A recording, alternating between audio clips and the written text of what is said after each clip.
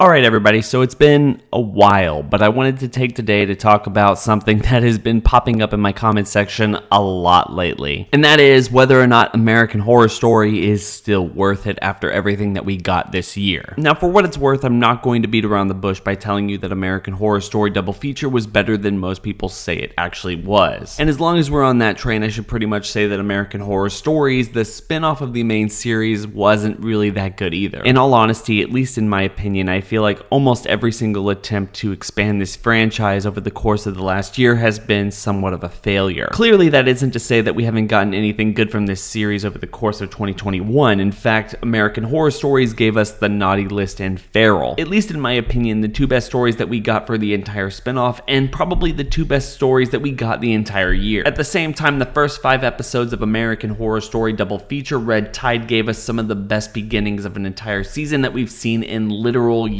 Quite frankly, if it wasn't for that disastrous finale that gave us pretty much no conclusion and literally upended everything that we knew from the first 5 episodes, I feel like the end of the season would have allowed most fans to segregate the finale of Red Tide and look at it as its own specific season, instead of one entity that encompassed Red Tide as well as Death Valley in Season 10's double feature. And I feel like more than just a little bit of that resentment when it comes to the main show and double feature itself is that the producers and everyone behind American Horror Story has been teasing that this entire series is interconnected for the last several years now. But with even all of that being said, we're going to take a step back from our subjective viewpoint of Season 10 and maybe even American Horror Stories and look at this franchise as a whole. For what it's worth, when it comes to Season 10, we have to look at the Nielsen ratings and how it compares to previous seasons. Now, I can tell you that it doesn't mean a whole heck of a lot these days, especially when you're comparing it to the first season of American Horror Story that premiered 10 years ago. Looking briefly at the data from Season 10 of American Horror Story, we can see that the coveted demographic between 18 and 49-year-olds is at a 0.23%, down almost 2/3 from the previous season, as well as the average in terms of millions of viewers is down a little bit over half. So if you were looking at it just at these numbers alone, you would start to see a very significant decline between viewership and American Horror Story, and obviously you would start to scratch your head as to why American Horror Story has been renewed for Season 11, 12, as well as 13, and a spin-off series that is now getting a second season over at Hulu. Now, if you're just looking at the raw numbers, none of this would make any real sense to you. Why would a show that's been bleeding viewership over the last several years inspire such confidence from the people in charge of renewing this content, not only for 1 year, but for several years to come, as well as spin-offs in the works? Well, in order to explain that, we're going to have to break down the viewership of American Horror Story not only through its entire lifespan, but also kind of touch upon the health of the industry as a whole as of 2021. When it first started, American Horror Story saw a steady increase in viewership over the first several years, with Murder House bringing in only about 1.7 million people per episode, while Asylum jumped to 4.2 million people per episode. Both Coven and Freak Show brought in around 7.1 million viewers per episode,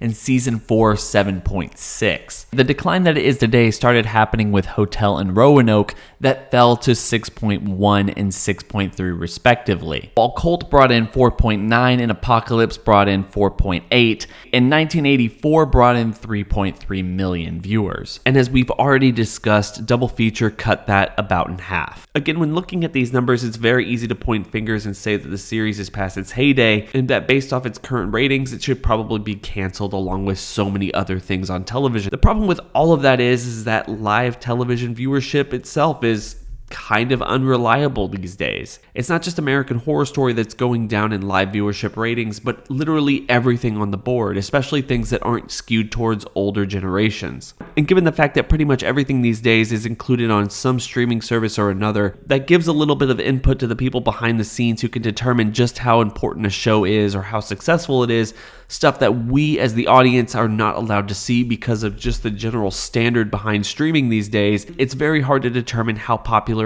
any given series is at one particular time or another. Even despite any of that, that hasn't stopped Netflix, Hulu, Disney+, HBO Max, and literally every other big streaming service from canceling shows that don't perform up to their standards. And probably diving a little bit more deeply into that, earlier this month it seems like Disney has finally dropped the FX on Hulu branding for the domestic market, which seems rather interesting to me because over the course of this entire year, Disney was using the FX moniker over at Hulu to sell itself as somewhat of a name brand recognition source on Hulu and thus gain traction in the streaming wars. However, getting rid of that title altogether makes it seem like that experiment was a little bit of a failure. Interesting enough, the biggest thing on that platform as of the date of recording this was American Horror Stories, the spin-off of American Horror Story. So once again, that kind of raises the question, how successful was American Horror Stories? Better yet, how successful was Hulu putting out American Horror Story double feature for the main audience to see? Were people watching it in droves who weren't watching it live?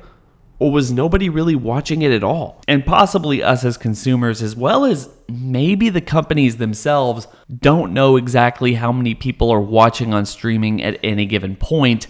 It's kind of impossible to tell exactly how successful Double Feature was. Being probably one of the more easily accessible seasons of American Horror Story as it was airing, it was still bringing in the lowest numbers possible, and because Hulu, like many other streaming services, do not share its viewership numbers with the audience watching them, it's quite possible that Double Feature was bringing in an absurd amount of people or lagging behind previous seasons despite its overwhelming accessibility. Still, even if you do break it down like that, it is hard to imagine that American Horror Story doesn't have one of the biggest niche audiences in pretty much all of scripted television. It is somewhat easy to point at raw numbers season to season and say that there's a definite decline in viewership between any given show. Obviously, taking a couple of steps back from that perspective paints a much bigger picture in which most of scripted television, live viewership, and other numbers are going substantially downward, and a lot of people are moving towards streaming services or other avenues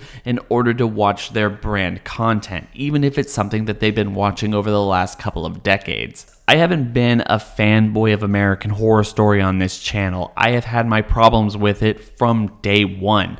But at the same time, it's hard to believe that FX, Disney, Fox, whoever is in charge of making these decisions, would have greenlit this show for another 3 seasons if they didn't think it had some life left in it, despite the drop in ratings. They certainly wouldn't have had a spinoff come out or a second season of that spinoff already greenlit to be premiering next year and having pretty much over a half a year's worth of content in the works if it wasn't making financial sense to them. So no, while I don't have the numbers and I cannot tell you specifically how many people are watching or how much money that means for the production company and everybody else involved, I have a sneaking suspicion that when all is said and done, the back end for American Horror Story definitely brings in enough to have sway to get not only the 11th, 12th, and 13th season out there, but also potentially 14 and 15 as well. We're just gonna have to wait and see, and honestly, quality be damned, I'm really glad that we're going to be getting more of this television show. I would really like for them to take kind of a swerve, bring in new and excited people to write these seasons and get something very quality out there, at least on the same quality level as something like Freak Show, if not going back even further, like Coven, Asylum, even Murder House. Heck, I would even take 1984 as you've seen my ranking video, and if you haven't, you can go check it out on the channel. But at least something like 1984, as fun and friendly as that was to both new and old viewers alike, then something as cynical as American Horror Stories that felt like it didn't put a whole lot of effort into each individual episode, or something so hamstrung together like Double Feature was after all was said and done. I'm not going to put the death nail in this series just yet, as it is still one of my favorite of all time. But at the same time, I do feel like the ship needs to be corrected and we need to get on the right course for the future of this series if the next couple of seasons are going to be worthwhile. If not, I definitely could imagine a similar drop in viewership to the point where only the diehard fans are still watching, and it will really be up to the people at the head of the companies to decide whether or not it's worth still pumping millions of dollars into every single year to keep the ship afloat. And if that's the case, I can't imagine that it's going to be big enough for them to decide to give it a couple more seasons after 13 is said and done. Maybe if it drops off even more, they might start rethinking that contract and try to save money that way. Probably not. I think 13 seasons is guaranteed. Getting any more of that right now seems a little bit hectic unless we start learning a lot more about how the streaming networks work over the course of the next couple of years to understand the success of any given show. I hope everyone's having a fantastic day. Don't forget to like, comment, and subscribe. Hit that bell over by the subscriber button to notify you every single time I upload. It's been real.